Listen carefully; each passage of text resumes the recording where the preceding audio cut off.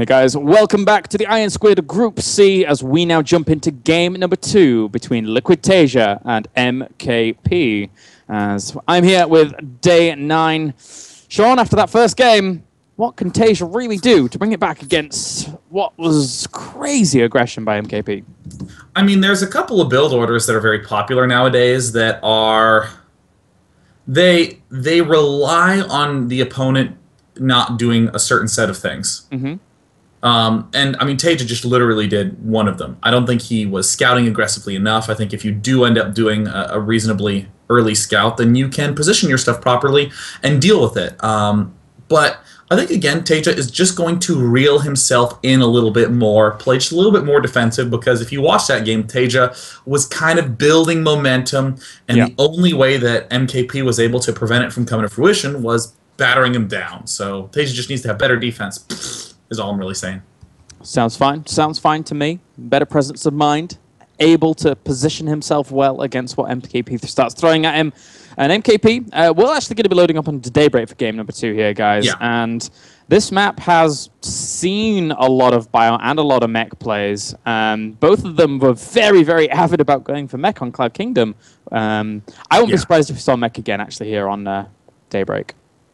I mean, it's a map where I personally prefer bio to mech. Mech works fine, but it ends up being quite difficult to deny expos.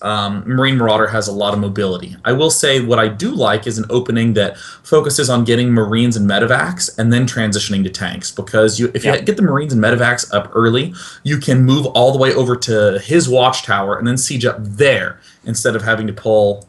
a really slow, meticulous sort of push thing.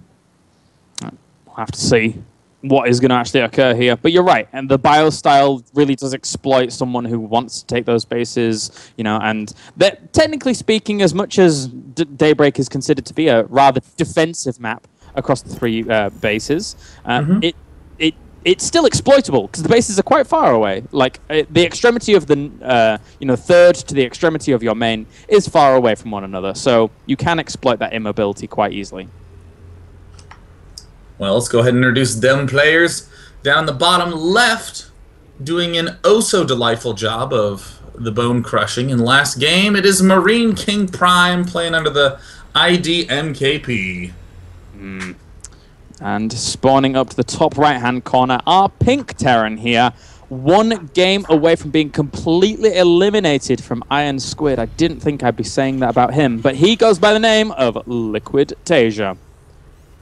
God, that would be painful to see Taeja just struggling so hard so many times. I mean, falling to hero again and again and again and again. And then coming here to Iron Squid, losing to Brown in what many consider to be his best matchup. I mean, it's pretty brutal. Yeah, it just seems as if I don't know what's up with Taeja and TVP right now. I mean, you can't. I suppose that's actually a false statement. You can't just say that because the caliber of Protosses he's been playing against recently has just been so good. So it is indeed definitively one of his strongest matchups, and you know he makes a very, very good meal of it, but just recently he's been under the weather, unfortunately, for Taeja. Yeah, but that's fine. He'll end up bouncing back, no doubt, with his nice practice regimen. We already see Taeja boldly taking that fast command center right away. I really like this play. Again, under the assumption that he does something a little more defensive, like go for the double barracks play, which I do think is going to be a lot stronger in this spot. But MKP is doing aggro, balls to the wall kind of aggression again, and I think that is what makes it so MKP so difficult to play this matchup against. Yeah, you just don't quite know what he's going to do, and I wouldn't be surprised that if MKP lost and it went on to another game, we would see him do probably some sort of more standard-ish early expand play. And look at this. See Taeja already getting the 2 barracks. I'm so much happier with that, James. Yeah, that's very, very good. Getting extra Marines out to deal with this. This tactic that we're seeing from MKP, to me, sort of...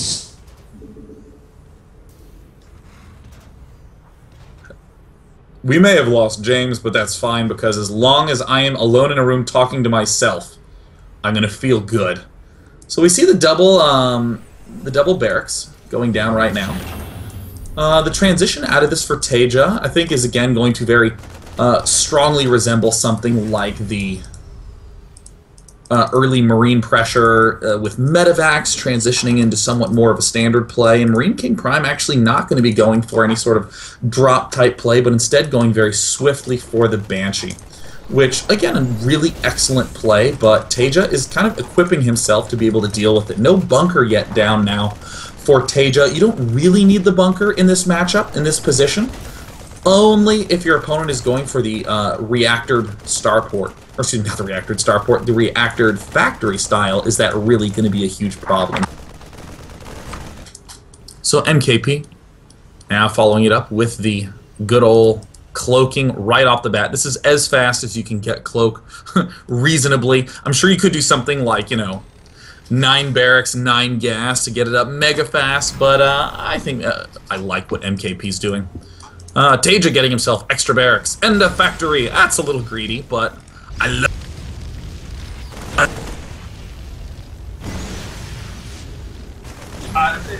And I'm back. Looks like we're seeing the Marines from Liquid Taeja continue to shove back. And things are looking quite good. Are you there with me, James? Certainly not. Taeja will be able to get up a Viking quite swiftly, but still, I want to emphasize that I do like a very fast Marine pressure on this map with Medivacs. You can do that and still get a Viking up for the successful defense delay thing. Are you still on point with us, kind Sir James? I've just joined you, so I believe you're on 622-ish? Yeah. Okay, you know, I was talking a little bit about the transition that we can see out of Taeja, who's again just going for really nice defense, rushing up to that Viking. But I would still very much so like to see the Marine Medivac transition. Yeah, the Marine Medevac transition can be great for Daybreak, because again, exploiting those extremities, the architecture is very good for it as long as your opponent isn't positioning themselves absolutely thoroughly, meticulously across those points. But for now, MKP going to go for his standard aggression. And there we see MKP with that Medivac, always just sort of flirting with the idea of, hey, I could scan at any point in time. But God, Taeja got that dang starport up friggin' so fast. MarineKing Prime in the background going double armory. I don't like that in the slightest. The scan eliminates the Banshee. Banshee number 2 heading to the backside, and I just... What is going on with MarineKing Prime? What is the heck? What is the heck? Well, I'm still a fan of mech play on this map. It can work out alright sometimes. We'll have to see how Taeja's going to react to it.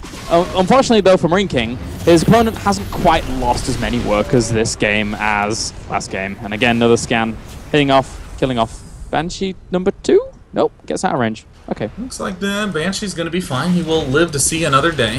The energy's still a little bit low on those, so some nice pickups from MKP to kill off those Marines, but I just don't like this double armory play. This is going to be the same problem we saw MKP have against Scarlet.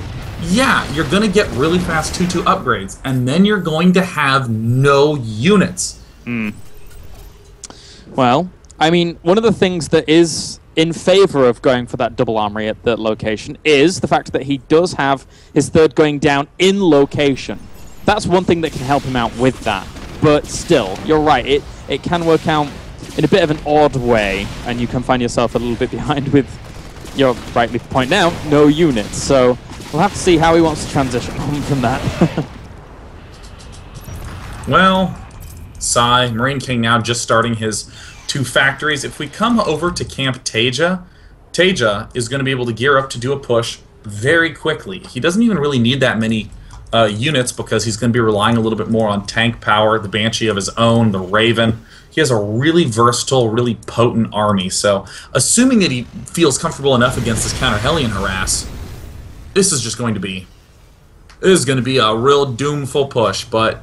On the other hand, Taeja may get a little bit over-defensive and think to himself, you know, it's time to play responsibly, it's time to defend and macro up, and I think MarineKing Prime is really counting on that.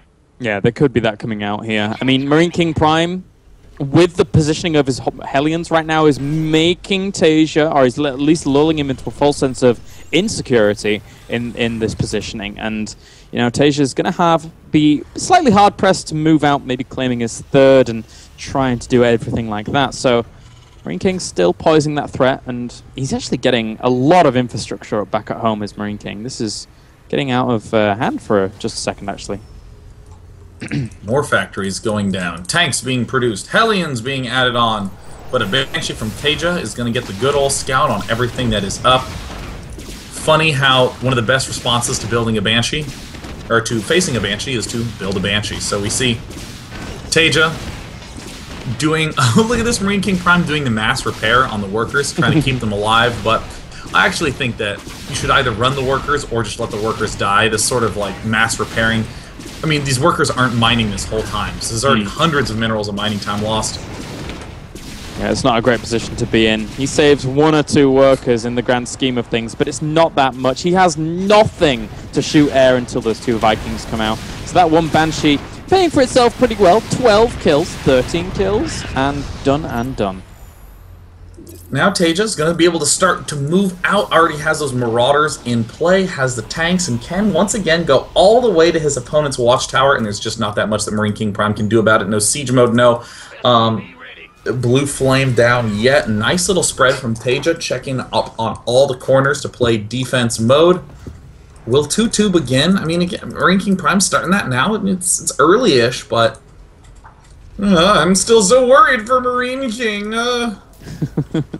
I can sympathize with you. It's a little bit worrying. He's getting a good composition up, but it's still, once the bio hits and once it starts exploiting the fact that it can be so versatile and so mobile, it's a little difficult for MarineKing to really combat against, because if he spreads himself too thinly, then he just gets picked apart, but if he spreads himself too clumped, then, you know, he still gets picked apart. So it's like a lose-lose situation sometimes for Mech in this situation. Well, right now, Taeja has played passively enough that MarineKing Prime might be able to overcome some of the early issues that his build's facing. I mean, we might even be able to see a mass 3-3 army out of MarineKing Prime, which is very rare to see with Mech, to be honest. So there's the stim, and MarineKing is going to lose all of these Hellions in the middle of the map. Is he even going to escape with one of them? The answer is no, and that is a... ouch. That is a big punch to the chest. Yeah, and speaking from experience, you need those Hellion numbers to tank for when you actually engage with your siege tanks eventually. That's a big blow. That's a lot of hit points that is just melted away in those Hellions. And now, look at this, Taeja 25 supply up pretty much. He can push along the map. Actually, only 10 supply up right now. But he can still push along the map as Taeja is slightly supply blocked. And easily put on a lot of hurt against his opponent. But this is a good sensor tower placement, actually. Really excellent sensor tower placement. Going to spot everything. Here comes MarineKing Prime with siege mode. He's sieging up. But like you were saying, without Hellions, he lost so many of them that now he has the opportunity to start darting up. There's there's nothing absorbing the damage, and MKP losing all the things. All the things. All the things are going down, and things are so critical for any build in StarCraft 2. This very, very bold 4th base from MarineKing Prime going down, and that is another way of declaring, I have a 3rd base, so Taeja, no doubt, is going to be poising himself to assault that 3rd. Yep, no reason not to. I mean, he has the army to. He's now very, very far up in terms of supply, rallying his units across the map. He realizes that he has a power of position, and he even has the air advantage. There's nothing. Poor MKP has to land his Viking, for Christ's sake. That's how much air advantage he had. Oh dear. And now Taeja sieges up with only 3 Marauders to defend, but 3 is more than enough. He is in excellent position, and now we are seeing the scramble time for MarineKing Prime. He's going to even have to do some fairly sacrificial advancements forward. He's going to have to just get real close to those tanks. Hellion's doing a pretty nice job taking him out. You don't see that every day, but MarineKing loses most of the Hellions yet again. A simple unsiege re-siege is more than enough to deal with it. And for now, the Vikings still killing off more MarineKings, ones that were coming in there. 3-3 is on the way for MarineKing Prime, but as you said, it's not really that useful if you don't actually have... Actually, you know, because he's so gas-starved, he would actually just be better cancelling those and making extra units. That's just... It's a bad situation to be in. MKP losing the tanks. Oh, Taeja exchanging Vikings for tanks. A great move. In small numbers, Mech is so weak, so easy to just annihilate with nice Marine Marauder aggression. And we're seeing Taeja explode into action now that he sees what position he's in. Taking a 4th and 5th at the same time. SCV production through the roof. Mineral income through the roof for Liquid Taeja. And now with more tanks, Marines Marauder stepping in, MarineKing is just not looking so good. It's interesting how MarineKing just actually doesn't really build Marines too much in this matchup, apparently. He's happy to go into mech into mid and late game, and as such, you called it right, Sean. It doesn't really work too well on this map. So, and look at this, Liquid Taeja with his Sensor Tower. It's like that, you know, you get a Sensor Tower, I'll get a Sensor Tower, but normally it's not quite this far out, and Taeja claiming dominance, that's almost a mana Sensor Tower at this point. Good old Manor Sensor Tower checking what's up. Easy control. I mean, you just look at what it can see. It can see exactly where units are positioned along that neck. So Taeja just scans, goes straight for the 3rd base. What can you do as MarineKing Prime? You have to just sit there and embrace warmly this huge pack of damage. And uh-oh, looks like Taeja spotting this. Gosh, MarineKing Prime being way too aggressive with his expanding. He's going to lose another command center mid-map. And there it goes down. Huge spread. Oh my god, look at that. Arcalaris just wrecking face. Too much. MarineKing Prime surviving Blue Flame Hellions. The arc was, as you said, so good that there was actually no unit behind units. So Blue Flame wasn't really all that useful whatsoever. And even a lot of Marauders in this composition as well, which were tanking a ton of that damage. So he actually has, yeah, every 18 Marauders, 18 Marines in this. So Taeja's maxing out very soon, and MarineKing, great, he has 3-3, but I don't know if it's going to be too useful. And of course, there's those things that you always say in theory. Taeja's showing it in practice. You always struggle with multi-pronged attack as mechs because it's hard to be in a lot of places at once, so there's the drop right into the main base. MarineKing Prime cannot reposition from defending his 3rd quickly enough, and there is the huge, oh, the GG Taeja dodges elimination again. Wow. Taeja on the ropes, down but not out. He comes back against MarineKing Prime in game number 2. I've been temporarily kicked off BattleNet. Thank you. Thank you very much. But yeah, we're going to go on to game number 3 soon. And this is anybody's game. MKP showed a great game 1. Taeja showed a great game 2. Wonder why we're going to go to game 3. It's all going to be up to MarineKing Prime if his aggression helps give him the huge edge or whether it just backfires. Let's find out what happens after this.